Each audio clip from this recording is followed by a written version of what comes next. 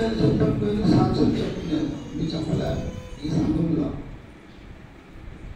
ఒక 2 మాటలు చెప్పి సాక్ష్యం చెప్పేది మా వద్ద కూడా ఇదే పొరపాటు చేస్తున్నారు. దేవుడు చేసిన అద్భుత కార్యములు, ఆశ్చర్య కార్యములు, స్వస్థత కార్యములు, శుభకార్యములు, సూచక కార్యాలు ఇవి మాత్రం చెప్పాల. అన్ని చెప్పినట్టు చెప్పి కన్నీటితో మా కొరకు ప్రార్థించండి, మా అబ్బాయి కొరకు మా అమ్మాయి కొరకు ప్రార్థించండి, దీన్ని కూడిపి చెప్పకూడదు. సాక్ష్యం అంటే దేవుడు చేసిన మహత్కార్యములు మాత్రమే చెప్పాలా. ఒకటి విజ్ఞాపనలు వేరే, ఇంటర్సెసరీ ప్రేయర్స్ అంటారు ఇంగ్లీష్లో. విజ్ఞాపనలు వేరే చెప్పాలా, పాస్టర్ గారికి చెప్పాలా లేదా రాసి ఇవ్వాలా, అవి వేరే. సాక్ష్యంలో దాన్ని కూడీకరించకూడదు. ఒకటి. తర్వాత సాక్ష్యం చెప్పిన తర్వాత దేవునికి మహిమ కలిగినట్లు చప్పట్లు కొట్టాలి మనం అందరూ. ఇప్పుడు కాదు, సాక్ష్యం చెప్పి ముగిసిన తర్వాత చప్పట్లు కొట్టి మళ్ళీ రెండో సాక్ష్యానికి పోవాలి కదా.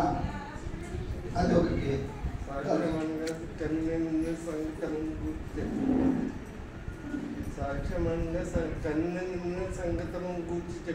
చెప్పుట అది కరెక్ట్ చెప్తారు, అలా చెప్పాలా. ఇప్పుడు మామూలుగా ఒక నెల వెనకాలి విషయాలు చెప్తే మేము ఒప్పుకోము. మనం అక్కడ బళ్ళారి వైపు పోయిన వారం నుండి ఈ వారం వరకు ఏం జరిగిందో ఆ విషయాల్లో దేవుడి అద్భుత కార్యం చేశాడు. దాన్ని చెప్పడం వల్ల ఇంకా దేవుని నమ్మని వారు ఉంటారు కదా, వారు ప్రభువులో బలపడతారు. సమझ భాస్కర్జీ? అర్థమైంది. రైట్. మనము దేవుడు చేసిన గొప్ప కార్యాలు చెప్తుంటే ఇంకా దేవుడు నమ్మని వారు ఎవరైనా ఉంటే, అమ్మో యేసు ప్రభువు ఇటువంటి గొప్ప దేవుడా మనం కూడా నమ్ముకున్నాం కదా అని వారి హృదయంలో ప్రభువుని బట్టి భక్తి రావాలి. అది సాక్ష్యం అంటే. ఒక వారం చెప్పాలి, రెండో వారం వెనుక చెప్పకూడదు. నేను ఇప్పుడు 50 ఏళ్ళు సాక్షి చెప్తాను, మీరు పర్మిషన్ ఇస్తే, అయ్యగారు పర్మిషన్ ఇస్తాను. ఏం లేదు, 50 ఏళ్ళుగా దేవుడు మహత్కార్యం చేశాడు. నేను అక్కడ చూడలేదండి. 50 ఏళ్ళ కార్యం చేసింది నేను చూడలే. తప్పట్లు నిజంగా నేను చూడలేదు. పోయిన సంవత్సరం నుండి కూడా ఈ సభలో పాల్గొనాలా, అయ్యగారు మమ్మల్ని పిలుస్తారో లేదో, పిలిస్తే కావాలి కదా, పిలుస్తారో లేదో, ప్రభా ఈ గొప్ప కార్యం చేశారు. 50 ఏళ్ళ కార్యంలో ఆ వేడుకల్లో మేము కూడా ఉండాలయ్యా, అనుభవించాల సంతోషాన్ని కనులారా చూడాలయ్యా అని ఒక ఆశ ఉంది. అని నిన్నటితో తీరింది, నెరవేరింది. దేవుని స్తోత్రం కలుగును కాక కదా. ఎవరికి నిన్న దుఃఖం వేసింది, కార్యక్రమం ముగిసిన తర్వాత అందరూ సంతోషమే కదా. మరి నేను ఒక మాట చెప్పాను, నిన్న దుఃఖం వేసింది. ఒక సభలో వేరే ప్రాంతాల నుంచి వచ్చినటువంటి అమ్మలక్కలు ఇద్దరు కూర్చొని ఏడుస్తూ ఉన్నారు. నేను కాసేపు నిలబడి ఎందుకా ఏడుస్తున్నారు వీళ్ళు అని 5 నిమిషాల తర్వాత, అమ్మ ఎందుకు ఏడుస్తున్నారు తల్లి అని అడిగితే, మేము వెళ్ళిపోతాం కదండి, ఇక మా గ్రామాలకు వెళ్ళిపోతాం, ఒకరినొకరు చూసుకోలేము కదయ్యా. ఈ 3 రోజులు స్వర్గంలో ఉన్నట్టున్నామండి, పరలోకంలో ఉన్నట్టున్నామండి కదా. నిన్నటి రోజు కొరకు 50 ఏళ్లుగా ఈ గ్రామస్తులు సంఘస్థులు ప్రార్థించారు. ఎంత గొప్ప విషయం ఇది, మామూలు కాదండి ఈ విషయం. ఇది డబ్బులు ఇస్తే జరిగే విషయం కాదండి. మీరు 50 అంటే మీరు 50 లక్షలు ఇవ్వచ్చు ఒక్కొక్కరు. 50 ఏళ్ళు కూడా వస్తాయా, కలిసి వస్తాయా? 50 ఏళ్ళు వస్తాయా?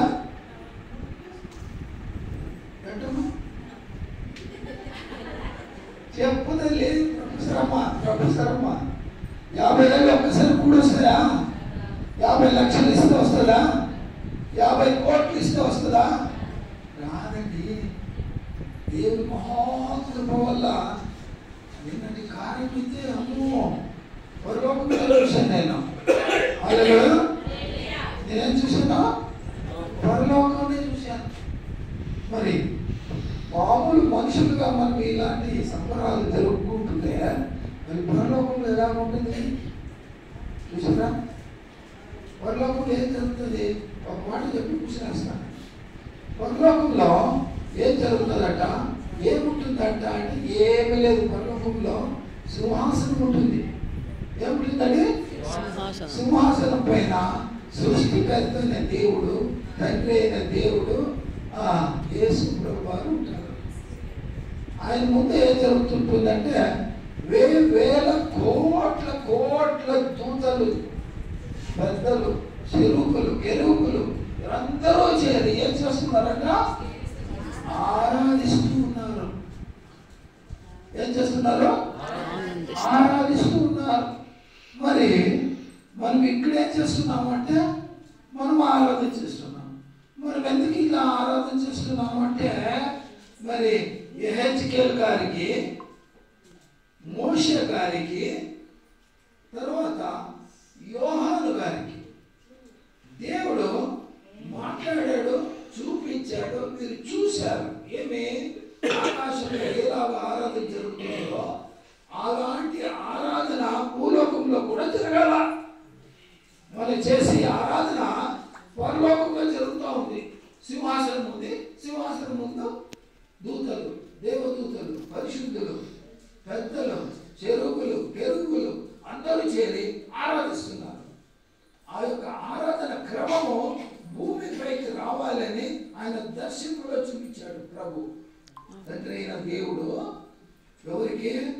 యెహెజ్కేలు గారికి, మోషే గారికి, తర్వాత యోహాను గారికి. ఆ పద్ధతి ఈ భూమి పైన తీసుకొచ్చారు వాళ్ళు. మందిరం కట్టాలా, ఇన్ని అడుగులు వెడల్పు, ఇన్ని అడుగులు వెడల్పు, ఇన్ని అడుగులు ఎత్తు, సింహాసనం ఇలా ఉండాలా, ఇలాగ కూర్చోవాలా, బలిపీఠం కట్టాలా, ఆవరణం కట్టాలా, పరిశుద్ధ స్థలం కట్టాలా, అతి పరిశుద్ధ స్థలం కట్టాలా. అవన్నీ కూడా అక్కడ దేవుడు చూపించిన దర్శనమును బట్టి భూలోకంలో ఈ పద్ధతి ఆరంభమైంది. హల్లెలూయా, హల్లెలూయా. ఆరంభమైందా? ముగిసిపోయిందా? నిన్న చాలాసేపు అయిపోయింది. జయరాజ్ పాస్టర్ గారు వచ్చారు. చాలా ఆలస్యం అయిపోయింది. నేను అనుకుంటున్నాను ఆయన ఇలాగ అంటారేమో అని. ఏమని? చాలా ఆలస్యం అయిపోయింది, తొందరగా ముగించుకుందాం అంటారేమో అని అంటారని నేను వెయిట్ చేస్తున్నాను. అయ్యగారి ఉంటున్నారు వచ్చి, చాలా ఆలస్యం అయిపోయింది, ఇప్పుడు ఆరంభించుకుందాం. ఇప్పుడు ఆరంభించుకుందాం అన్నారు. అవ్వారేమో పోయి ముగించుకుందాం అంటారేమో నేను ఎదురు చూస్తుంటే అయ్యగారి ఆరంభించుకుందాం అన్నారు. చూసారా? జవాబుదారి పాస్టర్గా, సంఘ కాపరిగా ఒక జవాబుదారి ఆ మాటలు. నేనైతే ఎంత తొందరగా ముగిసినంత తొందరగా పరిగెత్తుకుందాము అని అనుకున్నాను. మరి ఈరోజు చాలా అలసిపోయాం మనం అందరూ కూడా. తొందరగా ఆరాధన ముగించుకుని వెళ్ళిపోదామా?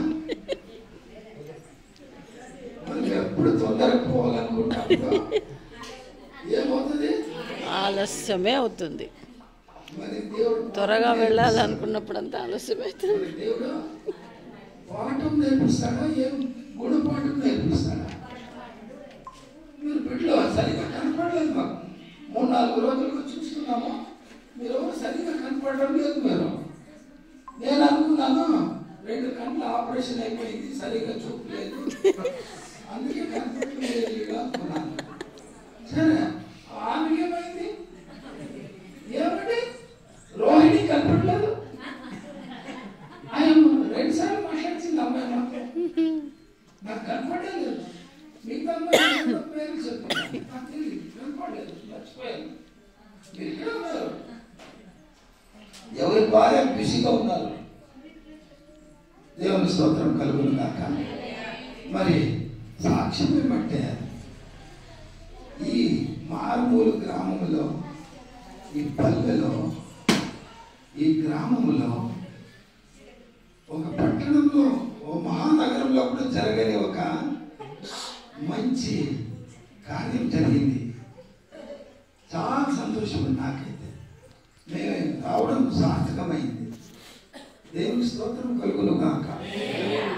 కాబట్టి మనము సంతోషించాము, దుఃఖపడ్డాము.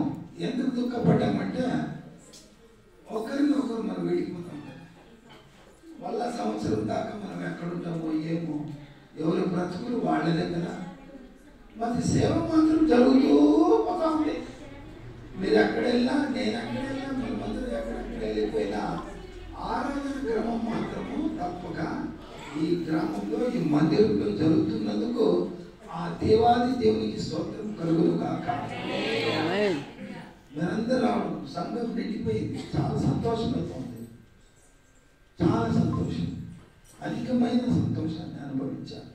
అందరూ బట్టి దేవుని స్తోత్రాలు చెల్లిస్తున్నాను. మీరు చప్పట్లు కొడితే ముందు కార్యక్రమం.